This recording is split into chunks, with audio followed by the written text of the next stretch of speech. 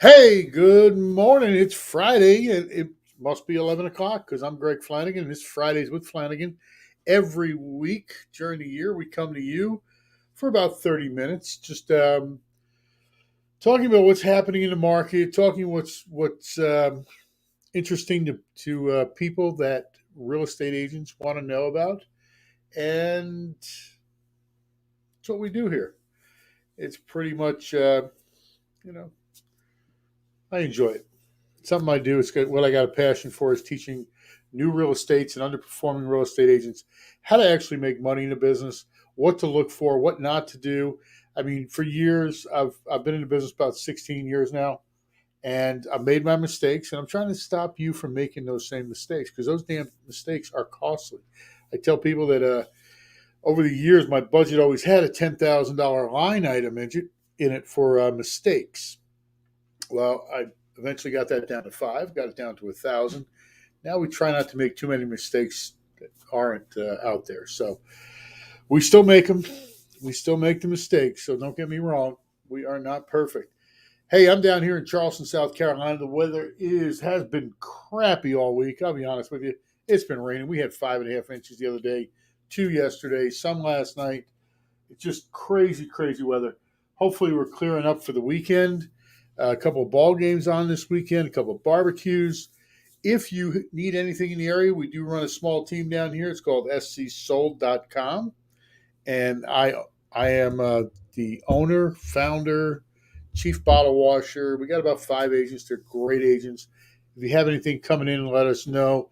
Happy to take care of them. We'll never embarrass you for your referral. What are we talking about today? Well, I'll tell you what we're talking about today. Talking about teams.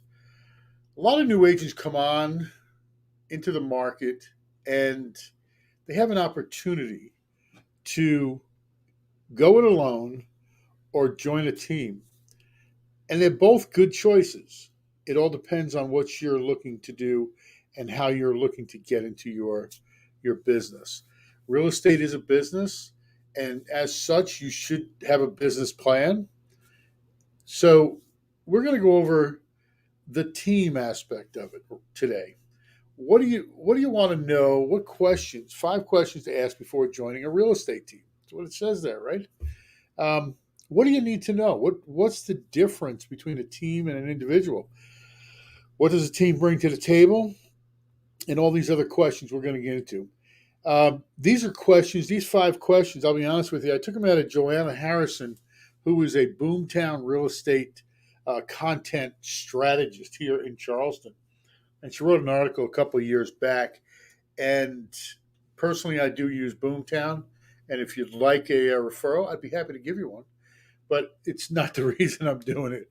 I just think Joanna answered these questions so well that I want to share them with you. So the first one is the first of 5 questions. What is the team structure? Now, when you go there and you're asking the team leader or the recruiter or whoever you're talking to, what's the team structure? What are the commission splits? What are the desk fees, if any?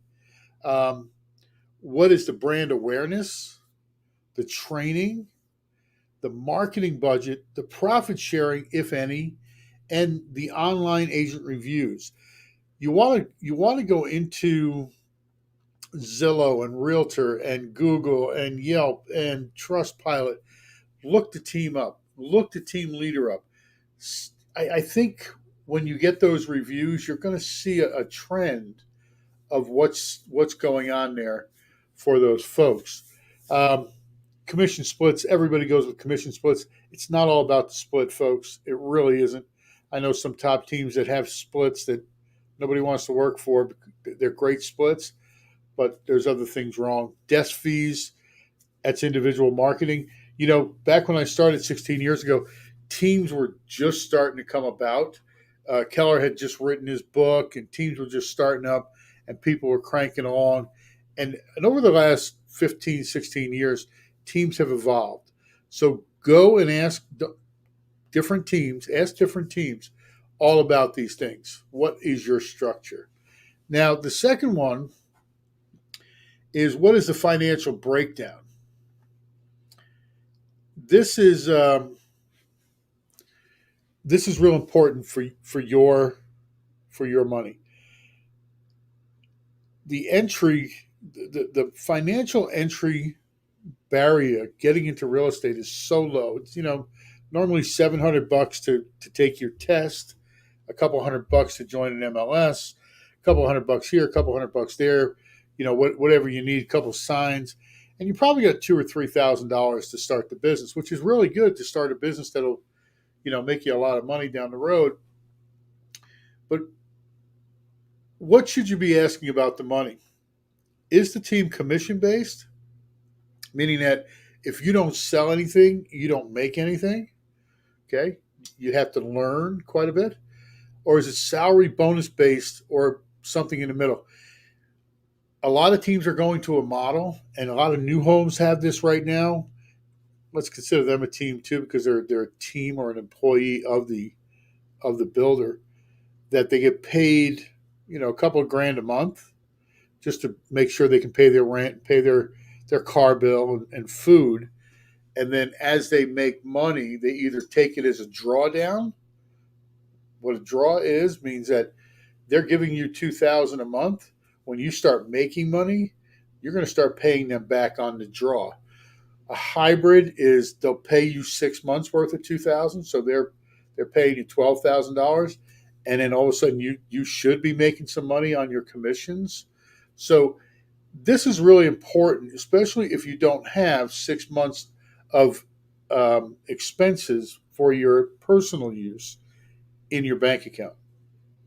Okay, you're starting a business. You're going into a zero income business here unless you start making some sales really quick. And even then, you're probably 30, 60, or 90 days out. So make sure you understand when you get in what it is you're actually going to get compensated for and how you're going to get compensated.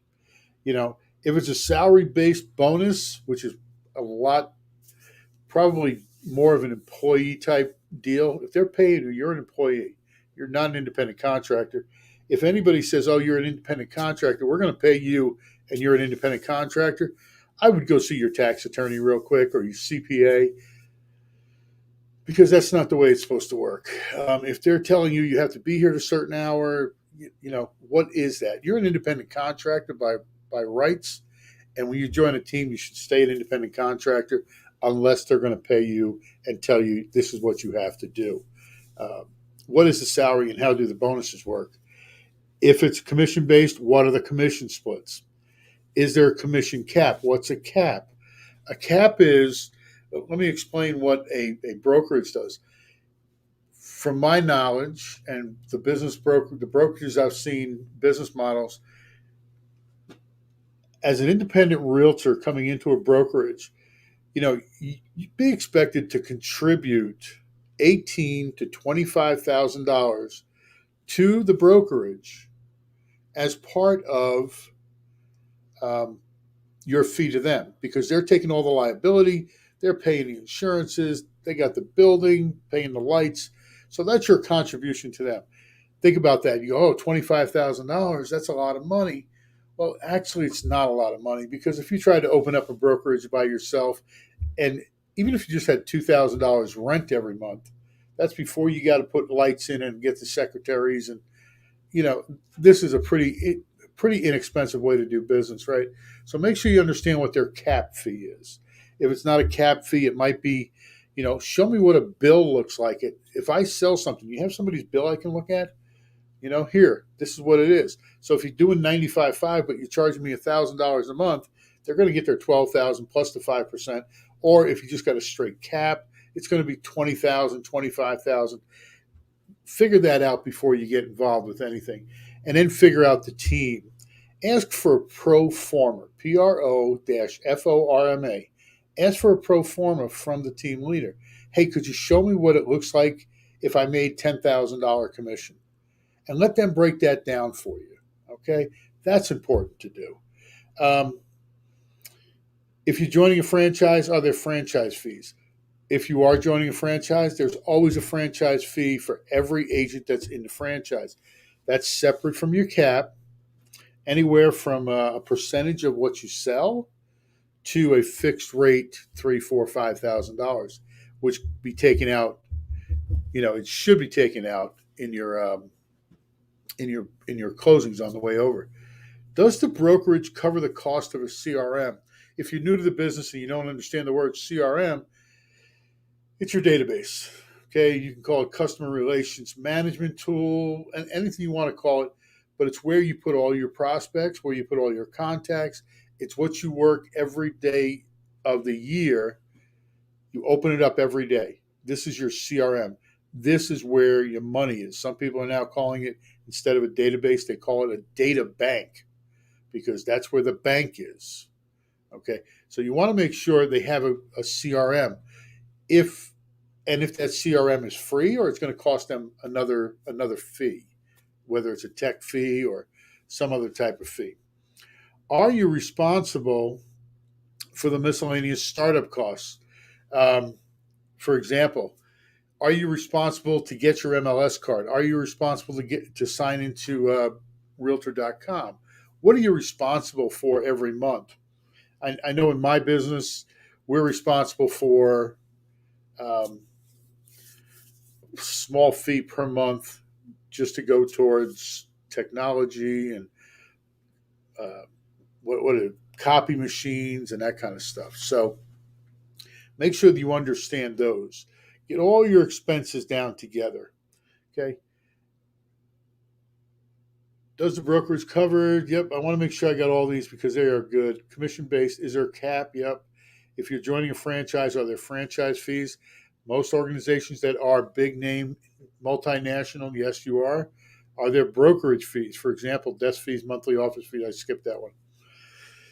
All right. Again, we're talking between $18,000 and $25,000 is their business model, the brokerage business model, and desk fees. If you're going to have an office, you're going to have a desk. You expect to have a fee. Now, Mr. Team Leader, as an independent agent looking for an office, you're going to pay a fee. As a team, we pay a fee. And now on my team, you don't pay a fee to me for your desk. All right. Monthly office fees. Those are monthly office fees. You are due to the monthly office. For the team, there is no monthly office fee. MLS fees, they're yours. Insurance, E&O insurance, right? Errors and omissions, if you don't know what that means. E&O insurance. Some brokerages take them out at the time you sell something. Other people charge you once a year, some fee. So make sure you know everything where it comes out to. And don't be afraid to ask the team leader. If they're avoiding these questions, man, you got a problem right there. Just go on to the next one. They should be able to give you a pro forma, and that's important. So ask them for a pro forma. If they don't know what a pro forma is, give me a holler. I'll be happy to share one with them. They should. So number 3, any questions on that? All right. Number 3, what is your role and what are the expectations for your role? Important. Again, let's talk about roles. If you go onto a team that's paying you a salary, you're an employee. They're going to tell you what to do, what time to show up, how many people you have to talk to a day, how many people you have to. Now, we are in business for ourselves. You are in business for yourself. You're going to go to a team for certain reasons. But at the end of the day, we are accountable. You hire me. I tell my agents that they hire me to hold them accountable to their goals. All right. I am their employee because they're coming to me for knowledge and experience and everything like that. So they're hiring me to make sure they do what they do. And I'm going to ask them the hard questions about what's not going on here. What's making you not do what you wanted to do? Isn't this what you told me? What made you not do it? Are we going to do it next week? So accountability is big. Find out what your role is in the organization. If you're joining as a buyer's agent, will you have the opportunity to take listings also? Okay. A lot of teams say you're a buyer's agent, you stay there. All listings go to Bob Smith, and Bob will do all listings. Bob gets compensated a whole different way. That's the thing with Bob. Bob is over there. He might be an employee of the organization, and he goes out every day and does nothing but, listings. He sits down, he presents to him, gets him to sign. He's a closer. A lot different than a buyer's agent who's more of a farmer. The listing agent is normally a closer and is very knows their scripts very well, usually a seasoned agent, and they know how to close somebody. They know how to find the motivation. They know how to deflect objections, and that's what they do all day. So you've got to ask and say, what about my listings? And then I want you to also ask, if I do have listings, do I get the leads from my listings? That's important, because if you're trying to grow your own business, you sure and heck want those leads from your business, in my opinion. Now, if that's not what you want, that's fine. Give it back to the team. Let somebody else run those leads. But I feel that it's your listing, your lead, and your name should be on that sign, and you should be handling those leads. So are you expected to farm a specific area or target a niche market? Do they expect you to say, you know what, Greg, you can only go to West Ashley? Oh, that lead came in for Isle of Palms. Now, if you don't know the difference between West Ashley and Isle of Palms, one is about, 350,000 over in West Ashley, and Isle of Palms, you don't get less than 1.5 million. So they say, hey, Bob, you're just going to stay with West Ashley. And Greg, you're going to go over the Isle of Palms. Is that the way it's going to be split up? Or do you have access to everybody in the market? Make sure you understand that before you go in. Get a clear sense of the way things are done so you know what your day-to-day will look like. All right, again, you've got to understand if you're an employee being managed or if you're an independent contractor being coached in efficiency, accountability, and closing skills. Two different things here. So get a clear sense of the way things are done. When I bring on a new agent, we tell them these are two successful strategies, and we show them on the paper. Do this, and you're going to be successful. Do this, and you're going to be successful. And we're going to work from there and follow those, and I'll keep you accountable to it. Other teams, you go on and go, you know what, you got to be here at 7:30 in the morning. We're going to do a stand-up at 7:45. At 8 o'clock, we're going to start dialing the phones, and we're going to dial those phones until 11 o'clock today, and you're not allowed out of the room for those 3 hours. So that doesn't sound like I'm an independent contractor, because you're telling me what I have to do, right? You're telling me what I have to do. So make sure you understand exactly what you need to do and question them on it. Okay, how do they get their leads and how are they divided between agents? Every team should be supplying you leads. I can't say that. There are some teams that won't, and that's fine too. Those are database teams that, again, they're more of a coaching team. They bring you in, they coach you. You got to find your own stuff. The teams that are actually running and working and are spending money on leads. So how many leads am I getting? Where are they coming from? What's expected to me? How do we divide them up? Is it a weighted system? Is it a system where, a guy with 5 years on the job is going to get a different series of leads, and I'm going to work? Let's say Facebook to pay-per-click to Zillow.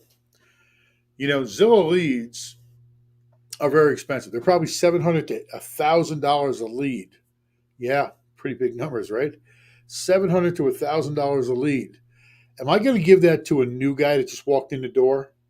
Probably not. I'm going to give it to a seasoned agent who I know has proven themselves to be able to close that lead, because there's a lot of risk there.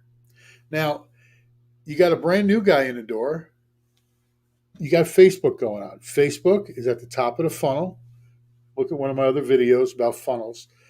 Facebook's at the top of the funnel. You get a lot of leads. And if you're working those leads, something's going to come out the bottom of the funnel. What happens with Facebook is that you cut your teeth on these leads. Okay, you learn what works, what doesn't work. You practice your scripting on them. You practice your objection deflections on them. This is the place to practice. You don't want to be practicing on $1,000 lead, because these leads here might be $2, $3, $4, $5 a piece. Which, think about that. You want 100 leads? That's $500. That's not what you're going to pay if you're on a team. And the ones in the middle, somewhere in the middle. So figure out how they divide them up. Everybody should, if you are a team of seasoned agents, everybody's on parity. Everybody's right there. But if you're brand new coming on, you got to figure out, you got to get real proficient real quick in order to work your way up, in my book anyway. What is expected of me? Any questions there? Leads are always contentious. Oh, go back a couple of sessions ago. We did what's a good lead? What's a bad lead, good lead, and a great lead? Go look at that one. Okay, go look at that session. That's half an hour of just pure gold. Next one. What is expected of me in this position as far as the number of transactions and time commitment? Depending on who you are, what part of your career you're in, I believe that any agent doing over $3.5 million is capable of 18 to 24 closings a year, and that's what we base it on. If you're coming in, 12 to 18 closings is great. If you're the average guy, of course, if you're a superstar, you want to make a rookie of the year, you can do 36 all day long. It all depends on how much time, which is the other half of this sentence, how much time commitment. If you're a part-timer, maybe a team works for you, maybe it doesn't. Are they going to waste a lot of leads on you during that part-time work? I don't know. You have to ask them that. And that's real important to say, you know what? I've got to drop my kids off in the morning. Here's my work schedule. I can only work 3 days a week, or I got to go to work, and I want to be a realtor, but I don't want to make the move. All that stuff that you have to really determine with the team leader, and make sure they understand that when you're making a decision. Number 4, any questions there? Number 4, is it a culture fit? Wow. In my book, I think this is the most important of the 5 questions. Is it a culture fit? What does a culture mean? What is the team's mission? What is their vision? Why are they a team? Why are they a group? Some people call them a group. They say a team is 2, and anything over 2 is a group. Do they encourage me to be with my family? Do they want me to take a vacation? Or is it nose to the grindstone every day? And, we want you answering the phones at 9 o'clock at night. We want you up in the morning at 5 and all this other stuff. Figure out what the culture is and how you fit into that culture. I know on my team, I believe in family first, because for years I didn't put my family first. And not that it harmed us anyway. It probably did somewhere down the road. I know I've missed things. I allow my agents to, it's always family first. One of us, that's the other part about a team, family function, we'll pick up your leads. We'll go do something for you. It's not going to cost you an arm and a leg every time you got to do it. As long as somebody's available, we take care of each other, and that's the other part of a team. That's part of the culture. What can I do to help you be successful? All right. So make sure you understand the culture and ask those questions, especially if you have some kind of heartache. Now, if you're going to tell me you can only work 1 day a week, you're probably not a team member. You want to stay single because you're not going to get the job done. This is a hard job, and it has to be done correctly. All right. And the last one is, what technology do they use? What's their advertising? I'm going to run through these rather quickly. What is their advertising model? Do they advertise through Facebook and paid Google ads? They should at least do that. What is their social media presence? Are they active on Facebook? Facebook Live, Instagram, LinkedIn, YouTube. Where are they? If they're on a site that you don't agree with, you might want to go back to the culture. What's that culture about? Okay, not every team is. I think going back to culture because it's so darn important. You know, we bring team people on, and I have a pretty good idea. It's my culture, right? Caring, giving, passionate about helping people learn and earn and everything else and making them better, personal growth. You've got to really look at this hard. If they're saying things in public that you don't agree with, you're not going to agree in private. You're not going to get along with that team. So look at their public presence out there.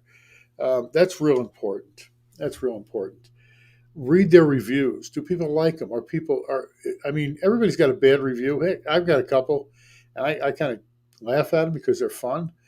Um, but you know, nobody's perfect.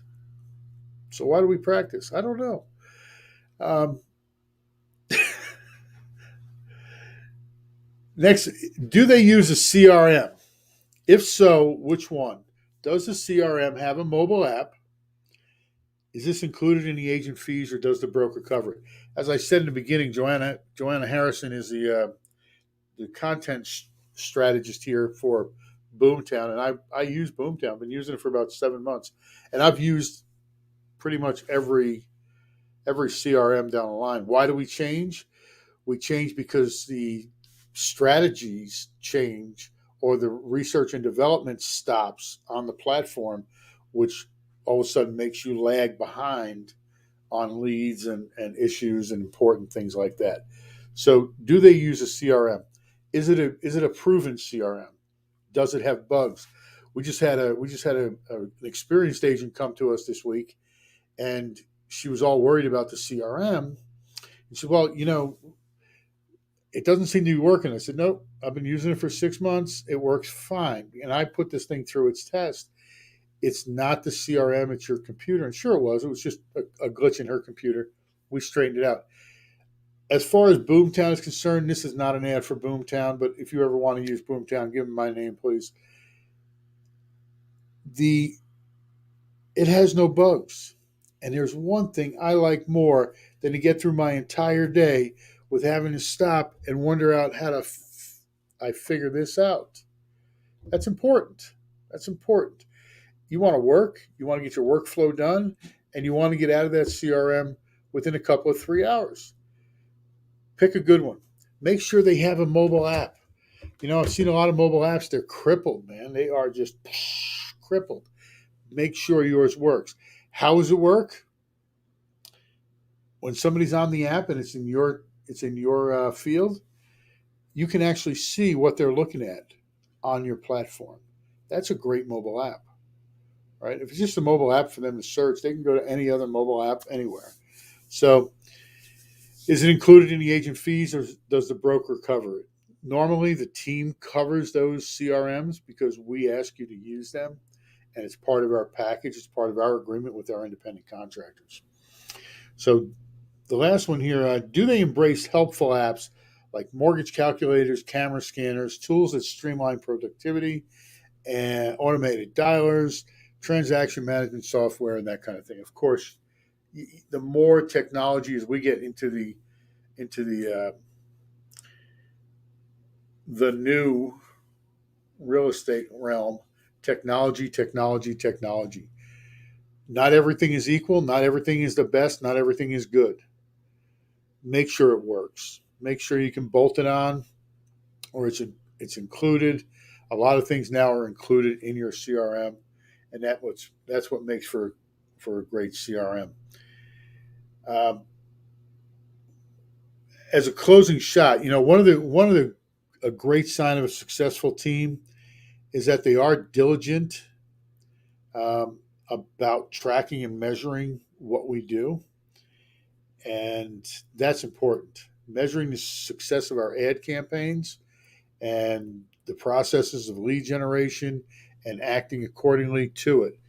A lot of times, especially with new agents, We oh, the leads are no good. Well, you've got 50, 60 leads. You're not moving them forward. You haven't listened to what we told you. The conversations we've had. What is successful? It's more in the conversion. So this is what teams bring. If you're out there by yourself, so let's go back to being by yourself.